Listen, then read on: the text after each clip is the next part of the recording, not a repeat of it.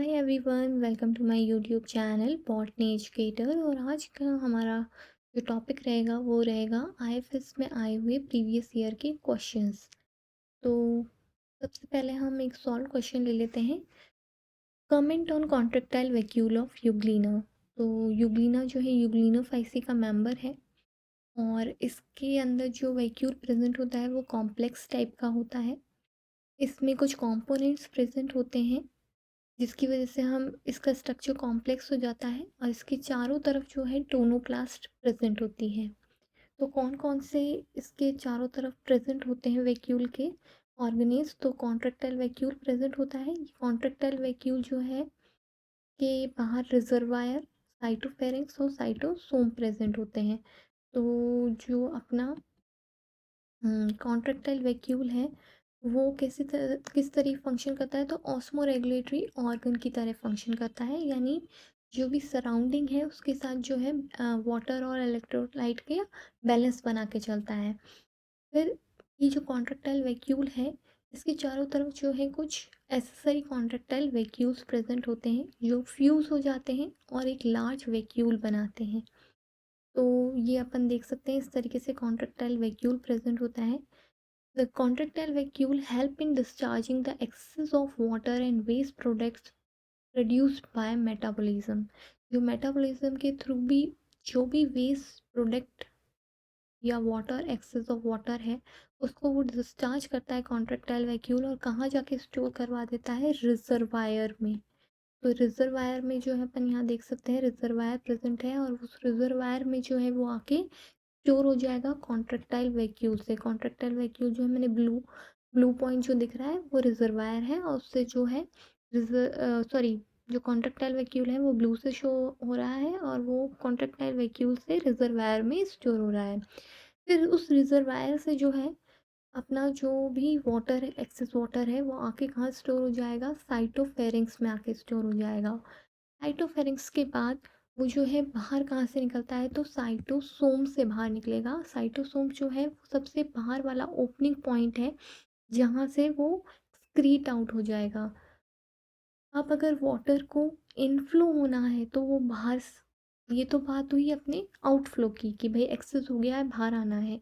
ऐसे ही वाटर जो है आके कॉन्ट्रेक्टाइल वैक्यूल में स्टोर अप भी होगा, तो वो जो है बाहर से इनफ्लो होगा साइटोसोम से, साइटोसोम से अंदर आएगा और जो है आके कहाँ स्टोर हो जाएगा, कॉन्ट्रेक्टाइल वैक्यूल में। तो सबसे पहले तो वो आएगा कहाँ, बाहर से साइटोप्लाज्म में। सबसे पहले तो अपन को ये समझना है कि वो बाहर है, सराउंडिंग में है। तो अब वो आ जाएगा यूग्लिना के सेल ये साइटोप्लाज्म में, और साइटोप्लाज्म से आएगा कॉन्ट्रेक्टाइल वैक्यूल में। तो कॉन्ट्रेक्टाइल वैक्यूल्स में भी आने के लिए उसे सेम पाथवे फॉलो करना होगा।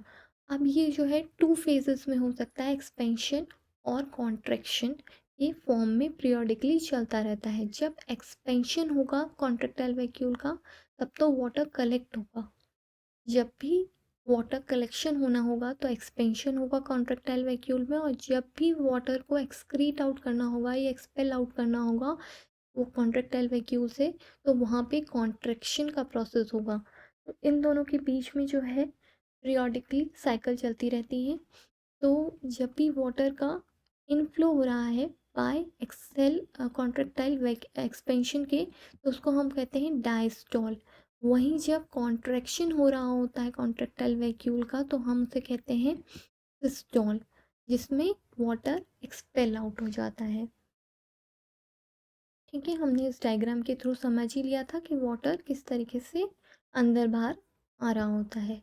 अब नेक्स्ट क्वेश्चन जो है हम ले लेते हैं 2016 का, जिसमें आया है ultra structure of flagella in algae. अब इसमें क्या बोला गया है कि फ्लैजिला का अल्ट्रा स्ट्रक्चर बताइए। तो पहले हम बात कर लेते हैं फ्लैजिला क्या होते हैं। तो फ्लैजिला जो है एक ऑर्गेनील होते हैं जो एल्गी को मोटिलिटी में हेल्प कर रहे होते हैं, यानी कि उसको जो है लोकोमोशन में, एक तरीके से अपन कह सकते हैं कि वो उसको अपने को मोटिलिटी में या अपन कह सकते हैं मूवमेंट में हेल्प कर रहा है। ठीक है, तो वो उसको मूवमेंट देगा एल्गी को। और ये जो है विप्लेश और टेंशियल टाइप के हो सकते हैं। ये मैंने अपनी जो यूकेरियोटिक वाला वाला जो चैप्टर है, जो मैंने पढ़ा है लेक्चर, उसमें आपको ये मिल जाएगा फ्लैजिला के बारे में। अब जो फ्लैजिला का अल्ट्रा स्ट्रक्चर है वो हम आज पढ़ेंगे। ठीक है, तो टेंशियल और वेपलेज दो टाइप के फ्लैजिला होते हैं। टेंशियल जो होता है उनमें फ्लेमर्स प्रेजेंट होते हैं, और वेपलेज जो होते हैं उनकी स्मूथ वॉल्ड होती है। अब फ्लैजिला का अल्ट्रा स्ट्रक्चर, तो ये ओरिजिनेट कहाँ से होते हैं, तो ये ब्लेरियोफास से ओरिजिनेट होते हैं। फ्लैजिलम जो है माइक्रोट्यूब्यूल से मिलके बना होता है, जो कि 9+2 के फॉर्म में अरेंज रहते हैं। 9 जो है डबलेट के फॉर्म में रहेंगे, और ये पेरिफेरल की तरफ प्रेजेंट होंगे, पेरिफेरी की तरफ। और सिंगलेट जो होंगे वो सेंट्रल की तरफ प्रेजेंट होंगे। तो अपन देख सकते हैं इस डायग्राम में यहाँ पे कि बीच की तरफ तो जो है सिंगलेट प्रेजेंट है, यहाँ पर जो है ये सिंगलेट्स प्रेजेंट है। और ये बाहर की तरफ जो है डबलेट्स प्रेजेंट है। डबलेट्स क्यों कह रहे हैं, क्योंकि ये जुड़े हुए हैं। और ये बने किसके होते हैं, तो ये ए ट्यूबलिन और बी ट्यूबलिन के बने होते हैं। तो जो अपना आउटर वाला डबलेट है वो ए और बी ट्यूबलिन्स का बना होता है। ए ट्यूबलिन जो होता है वो 13 प्रोटोफिलामेंट का होता है, जबकि बी ट्यूबलिन जो होता है वो 11 प्रोटोफिलामेंट का होता है। जो अपना एक माइक्रो ट्यूब्यूल होता है, ये वाला, ये तो हो गया पूरा 13 का। ठीक है, इससे जो है दूसरा जुड़ा हुआ है, तो वो क्या है, यहाँ से कवर्ड अप हो गया, तो इसमें केवल जो है 11 ही प्रेजेंट होते हैं। क्योंकि ये इससे कवर्ड हो गया, तो इसमें केवल 11 प्रेजेंट होंगे, और ये दोनों जो है एक दूसरे के साथ जुड़े हुए रहेंगे, ए और बी। ये वाला ए वाला हो गया अपना, और ये वाला बी वाला हो गया। अब जो है अपना ट्यूबलिन का जो स्ट्रक्चर है, इस ए वाले से, यहाँ से ए वाले से जो है एक रेडियल स्पोक्स निकली रहती हैं, इस तरीके से रेडियल स्पोक्स प्रेजेंट होंगी। और ये जो है, इसमें जो है ए ट्यूबलिन के अंदर जो है डाइनिन आर्म्स भी प्रेजेंट होती हैं। तो डाइनिन आर्म्स कहाँ प्रेजेंट होती हैं, तो ये जो अपन को दिख रहा है यहाँ पर डाइनिन आर्म्स प्रेजेंट हैं, ये जो आगे ये प्रेजेंट हैं, ये डाइनिन आर्म्स हैं। तो बाहर की तरफ 3 डाइनिन आर्म्स होती हैं, वहीं अंदर की तरफ जो है 2 डाइनिन आर्म्स प्रेजेंट होती हैं। और ये जो आपस में जो माइक्रोट्यूब्यूल्स प्रेजेंट होते हैं डबलेट वाले, ये जो है नेक्सीन से जुड़े रहते हैं, नेक्सीन लिंक्स से ये जुड़े रहते हैं। नेबरिंग जो डबलेट माइक्रोट्यूब्यूल्स हैं, ये जो माइक्रोट्यूब्यूल्स हैं, ये जो डबलेट्स प्रेजेंट हैं, ये इसका और इसकी जो सब यूनिट है, ये किससे जुड़े रहेंगे, तो ये नेक्सीन से जुड़े रहते हैं यहाँ पर। ठीक है, और जो बाहर की तरफ ये जो मेम्ब्रेन रहती है, एक पॉइंट रह गया अपना, कि जो बाहर वाले जो डबलेट्स प्रेजेंट होते हैं, इनके बाहर तो क्या प्रेजेंट होती है, प्लाज्मा मेम्ब्रेन की एक्सटेंशन प्रेजेंट होती है। वहीं जो सेंट्रल के फिब्रिल्स होते हैं, उनकी अपनी खुद की एक कवरिंग प्रेजेंट होती है। तो अपन देख सकते हैं कि बाहर की तरफ तो प्लाज्मा मेम्ब्रेन प्रेजेंट है, और अंदर की तरफ जो ये सिंगलेट के फॉर्म में प्रेजेंट है, इसकी खुद की एक कवरिंग होती है, खुद की। तो अपन ने क्या कहा कि बाहर की तरफ जो है प्लाज्मा मेम्ब्रेन प्रेजेंट है, उसके अंदर डबलेट के फॉर्म में 9 माइक्रो ट्यूब्यूल्स प्रेजेंट हैं। अंदर की तरफ सिंगलेट के फॉर्म में माइक्रो ट्यूब्यूल्स प्रेजेंट हैं, उसकी खुद की कवरिंग प्रेजेंट है। फिर जो बाहर वाले माइक्रो ट्यूब्यूल्स हैं डबलेट के फॉर्म में, उसमें ए और बी ट्यूब्यूल प्रेजेंट है। ए ट्यूब्यूल में 13 प्रोटोफिलामेंट प्रेजेंट है, वहीं बी वाले में 11 प्रोटोफिलामेंट है। ए ट्यूबलिन से डाइनिन आर्म्स निकल रही होती हैं, जो कि 3 जो डाइनिन आर्म्स होती हैं वो बाहर की तरफ प्रेजेंट होती हैं, और अंदर की तरफ जो है 2 डाइनिन आर्म्स प्रेजेंट होती हैं। 2 डबलेट्स जो हैं वो नेक्सीन से जुड़े हुए रहते हैं। ठीक है, तो इस तरीके से अल्ट्रा स्ट्रक्चर ऑफ फ्लैजिलम आपको समझ में आ गया होगा मेरे ख्याल। अब अपन नेक्स्ट क्वेश्चन ले लेते हैं। What are cyanobacteria, write an account on cell structure, how they contribute to soil fertility. तो साइनोबैक्टीरिया क्या होते हैं, जो ब्लू ग्रीन एल्गी होती है उन्हें हम साइनोबैक्टीरिया कहते हैं। ये प्रोकैरियोटिक माइक्रोब्स होते हैं, इनमें फोटोसिंथेसिस होता है, और इनका जो कलर होता है ब्लू ग्रीन और जो फोटोसिंथेटिक नेचर है वो पिगमेंट्स की वजह से होता है। और कौन से पिगमेंट्स प्रेजेंट होते हैं तो इनमें क्लोरोफिल ए और सी फाइकोसाइनिन प्रेजेंट होते हैं मेनली। और ये जो है इसको अफेक्ट कर रहे होते हैं साइनोबैक्टीरिया, तो ये एक्वेटिक इकोसिस्टम को अफेक्ट कर रहे होते हैं और सॉइल की फर्टिलिटी को अफेक्ट कर रहे होते हैं। नेक्स्ट क्वेश्चन का पार्ट है right an account on cell structure. तो ये कैसे हैं? प्रोकैरियोटिक एल्गी है।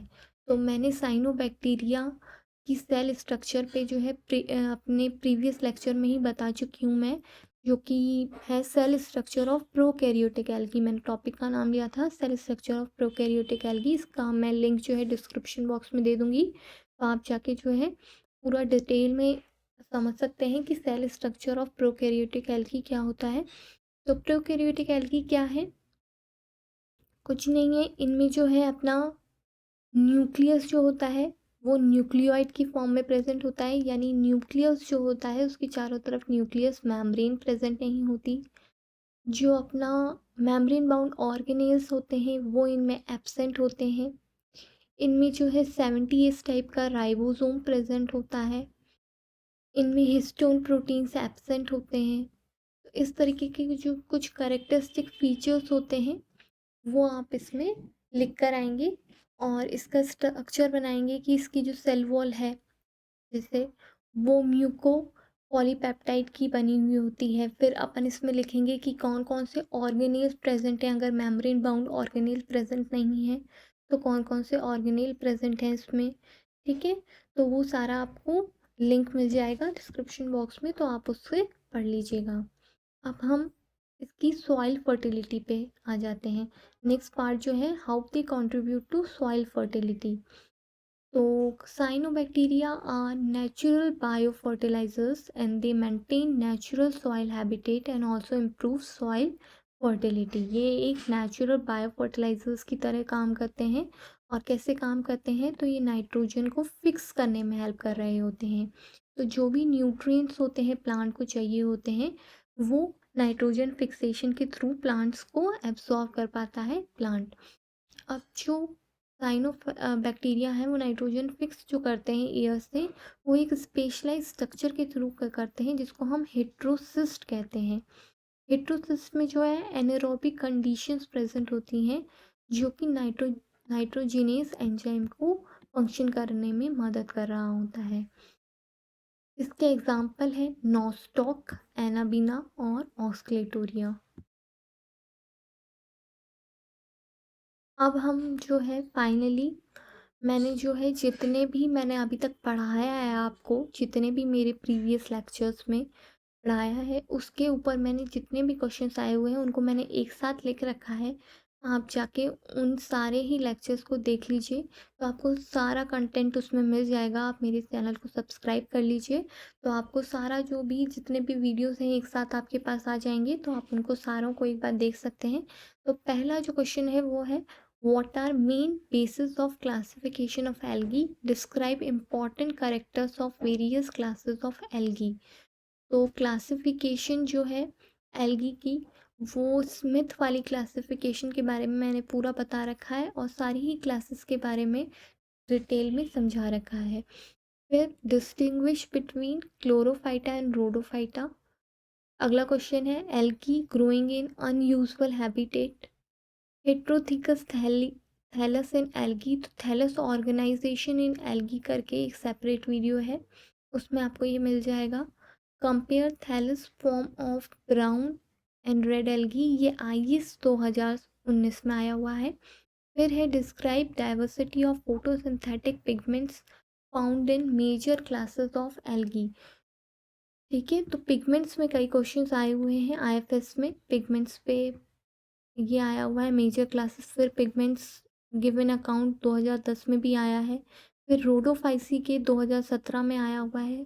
फिर distinguish between prokaryotes and eukaryotes. तो मैंने प्रोकैरियोटिक सेल स्ट्रक्चर में जो है जब मैंने वीडियो लिया था तो उसमें स्टार्टिंग में ही प्रोकैरियोट और यूकैरियोट के बीच में डिफरेंस बताया था। आज अपन ने पढ़ ही लिया फ्लैजिलर एपरेटस इन एल्गी और अल्ट्रा स्ट्रक्चर फ्लैजिला इन एल्गी। तो ये क्वेश्चंस आपके सारे मैंने एक तरीके से अपने सारे वीडियोस में कवर अप कर दिए हैं। जो नहीं भी कवर हुए थे वो मैंने इस वीडियो में कवर अप कर दिए हैं। तो आगे जो है, जो भी बचा हुआ एल्गी के जितने भी क्वेश्चंस हैं वो अपन आगे ले लेंगे। अब जो है मैं एसेक्सुअल रिप्रोडक्शन पे जो है नेक्स्ट लेक्चर लूँगी। तो आप जो भी क्वेश्चंस हैं वो मुझसे पूछ सकते हैं, इससे रिलेटेड जो भी आप चाहें। तो thank you for watching. I hope आपको वीडियो अच्छा लगा होगा। अगर आपको आपको वीडियो अच्छा लगा है तो आप लाइक कीजिएगा। अगर आपको कोई भी डाउट है तो आप कमेंट बॉक्स में पूछ सकते हैं। ज़्यादा से ज़्यादा मेरे वीडियो को शेयर कीजिए और मेरे चैनल को सब्सक्राइब करना मत भूलिए। इससे आपको जितना भी अभी तक मैंने पढ़ाया है उसके वीडियोस मिल जाएंगे, साथ ही आपको अपडेट्स मिलती रहेंगी नए नए वीडियोस के बारे में। Thank you for watching.